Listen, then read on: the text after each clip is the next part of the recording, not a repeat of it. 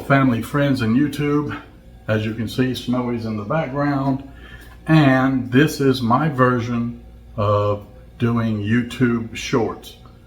I decided to do my own format because YouTube Shorts does not allow you to do thumbnails unless you do it on the phone app. It has several other features that aren't the same as doing a regular video. So basically, what I'm going to call them is my thoughts. It's basically quick thoughts. So these type of videos shouldn't last more than 3 minutes. So I just thought I would introduce my viewers to the change of format when it comes to doing a short. My shorts will have this type of intro, and it will be limited to roughly around 3 minutes. I'm not locked to that, but that's pretty much where I'm going to go.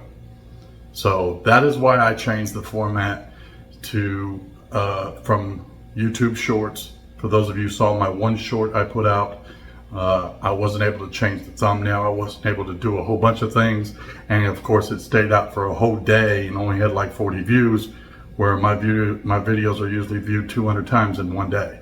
So I could tell that there's something different about the algorithm.